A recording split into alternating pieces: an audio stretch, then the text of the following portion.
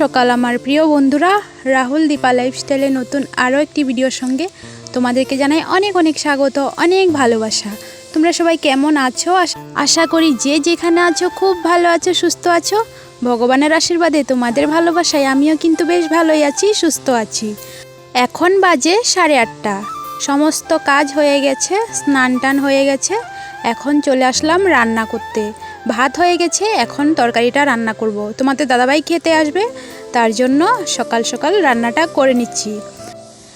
মেঘলা weather করে রেখেছে, বৃষ্টি আসবে মনে হচ্ছে। মা কতগুলো কাপড় ধুয়ে দিয়েছে। তো চলো বন্ধুরা, রান্না করতে করতে তোমাদেরকে একটা কথা বলি। একজন দিদিভাই আমাকে কমেন্ট করেছে, শরীর ভালো রাখতে গেলে টাইম করে খেতে হবে।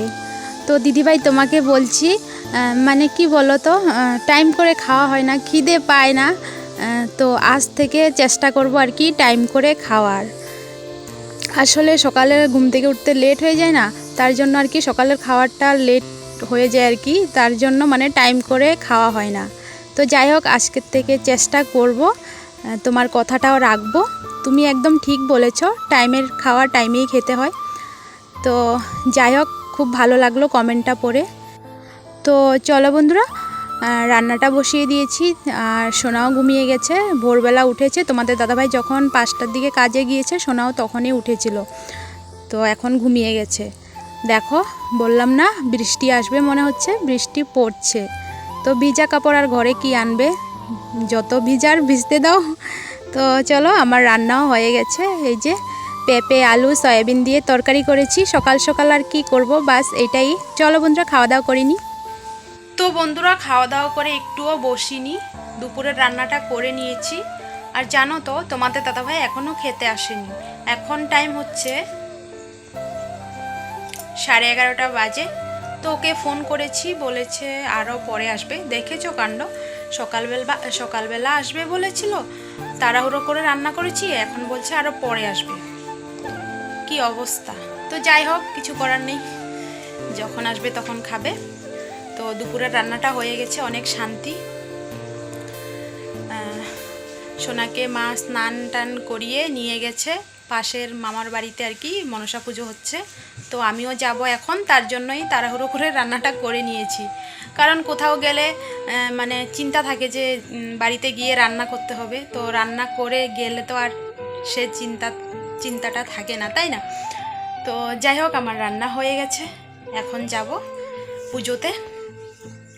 তো চলো তোমাদেরকে দেখিয়ে দিই কি রান্না করেছি। প্রচুর গরম লাগছে, কারেন্টটাও নেই। আর এখন একটু হালকা হালকা রোদ উঠেছে, এই যে দেখো, হালকা হালকা উঠেছে, মানে বৃষ্টি পড়ছে না। তো চলো কি রান্না করেছি তোমাদেরকে দেখিয়ে দিই। তো এই যে বন্ধুরা, আজকের দুপুরের রান্না হয়েছে বরবটি, বেগুন, আলু, শুকনো মাছ দিয়ে মাখা মাখা করে একটা তরকারি করেছি। আর কালকের ডাল আছে ফ্রিজে। আর হলো কাঁকরোলের পুর করেছি। জানো তো বন্ধুরা, কাঁকরোলের পুরের দিকে যত দেখছি কান্না পাচ্ছে, আবার রাগও হচ্ছে। মানে কি হয়েছে জানো তো, আমি বৃন্দাবন চাউল আর কি বেটে পিঠালি দিয়েছি, ওই জন্য নাকি কিছুই বুঝতে পারছি না। শুধু দুটো কাঁকরোলের পুরে ভালো হয়েছে, আর দুটোর থেকে মশলা বের হয়ে গেছে। আর মুচমুচেও হয়নি, কেন বুঝতে পারছি না। ভালো লাগে না, এত কষ্ট করে যদি রান্না করি, ভালো করে খেতে না পারি, ভালো লাগে বলো? তো যাই হোক, বলেছিলাম পুজোতে যাব। তো তোমাদের দাদাভাই চলে এসেছে খেতে, তো ওকে ভাত দিতে লাগবে, তার জন্য আর যাইনি। মা প্রসাদ নিয়ে এসেছে, তো এখন প্রসাদ খেয়ে নিচ্ছি। তো আমার সোনা জানো কান্না করছে, প্রসাদ শেষ হয়ে গেছে, ও প্রসাদ খাবে। তো এখন আর কি করব, প্রসাদ তো নেই।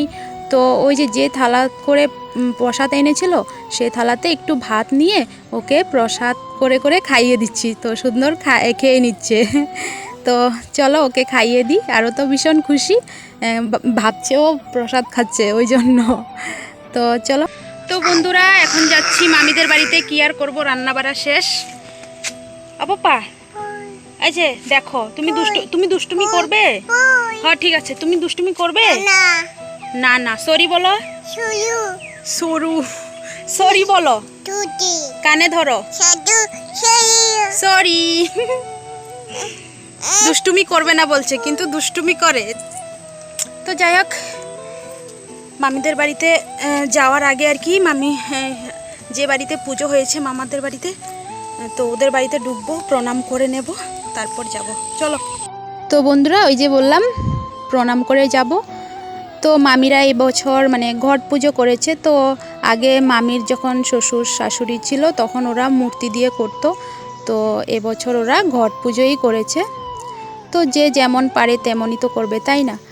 তো আমি প্রণাম করে নিয়েছি। মামি আবার ডাকছে, বলছে আসো প্রসাদ খেয়ে যাও। আমি বলছি না না, আমার জন্য প্রসাদ নিয়ে গেছে। তো বলছে কিছু হবে না, অনেকগুলো প্রসাদ রয়ে গেছে, খেয়ে নাও একটু। তো আবার দিল প্রসাদ।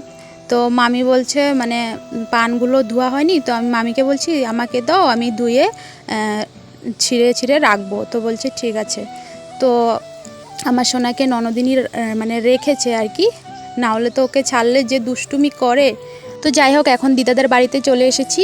তো বিকেলবেলা আবার যাব মামিদের বাড়িতে, মনসা পুঁথি পড়বে। আর আমার সোনাকে দেখো, আমার ননদিনী মানে বুকও দিচ্ছে আর কি, ঘুমোতে বলছে, চোখ বন্ধ করছে। তো বন্ধুরা 12:30টায় মামিদের বাড়িতে গিয়েছিলাম, এখন বাজে 3:10, এখন যাচ্ছি বাড়িতে। তারপরও কিন্তু আমার সোনার গুরু হয়নি, ওই দেখছো উদু যাবে, আরও যাবে। তো এর মধ্যে একবার ঘরে গিয়েছিলাম, মামাকে একটু শুকনো মাছের তরকারি এনে দিয়েছি। মামা শুকনো মাছের তরকারি খেতে ভালোবাসে, তো সেটা আর ভিডিও করিনি, তাড়াহুড়ো করে এনেছি। মামা ভাত খেতে বসে গেছিল, তার জন্য ভিডিওটা ভালো আসছে না, ওইদিকে সূর্যের আলোটা পড়ছে। তো তো চলো এখন গিয়ে ভাত খাবো, সোনাকে ঘুম পাড়াবো। ঘুম। চলো বন্ধুরা, আসছি পরে।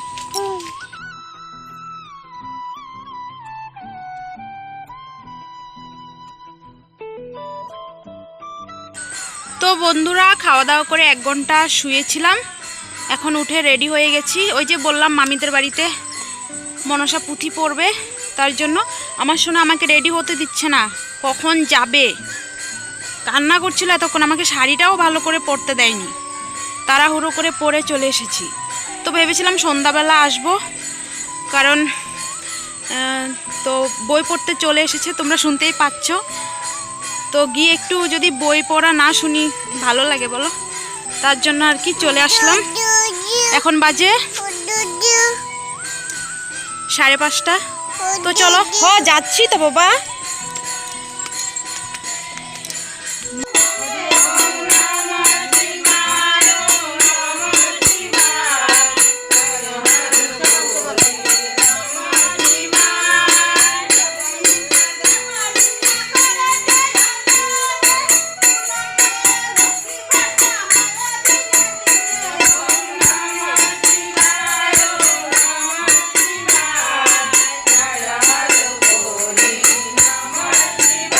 একটু সময় বসেছিলাম, বই পড়া শুনছি, আমার সোনা কান্না করছে, আর বসবে না।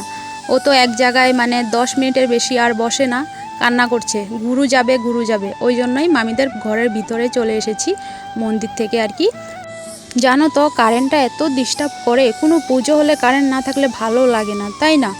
তো যাই হোক, এদিকে মাসি আর মামি মিলে লুচিগুলো ভাজা করে নিচ্ছে, আর মামি আমাকে একটু পায়েস দিয়েছে, বলছে সোনাকে খাইয়ে দাও। তো আমি আর কিছুই করতে পারছি না, কারণ সোনা দুষ্টুমি করে। তো কি আর করব, বসে বসে সোনাকে পায়েস খাইয়ে দিচ্ছি। তো ওকে পায়েস খাওয়ানোর পর তোমাদের দাদাভাই এসেছিল, তো তোমাদের দাদাভাই সোনাকে নিয়ে গেছে বাড়িতে। এখন আমিও চলে যাব প্রসাদ নিয়ে। তো এই যে বাড়িতে চলে এসেছি, প্রসাদ আর খাইনি, কারণ সোনা কান্না করছে। ওই যে বললাম তোমাদের দাদাভাই নিয়ে চলে এসেছে, তো এখন প্রসাদ খেয়ে নিচ্ছি। প্রসাদ খেয়ে সবার পেট পুরো ফুল, কেউ ভাত খাবে না বলছে, শুধু তোমাদের দাদাভাই খাবে একটু। তো ওর তো সবজি আছে, ভাতও আছে, তো কাঁকরোলের পুরটা গরম করে দিচ্ছি, আর শুকনো মাছের তরকারি আছে। তো চলো বন্ধুরা, তোমাদের দাদাভাইকে ভাতটা দিয়ে দিই। আজকের ভিডিওটা এখানেই শেষ করছি। ভিডিওটা ভালো লাগলে লাইক, কমেন্ট, শেয়ার, সাবস্ক্রাইব করে দিও। আর যারা আগের থেকে সাবস্ক্রাইব করে রেখেছো তাদেরকে অনেক অনেক ভালোবাসা। তো চলো বন্ধুরা, আবার দেখা হচ্ছে নেক্সট ব্লগে। সবাই ভালো থাকো, সুস্থ থাকো, আমার পাশে থাকো, আমিও তোমাদের পাশে আছি। চলো সবাইকে টাটা।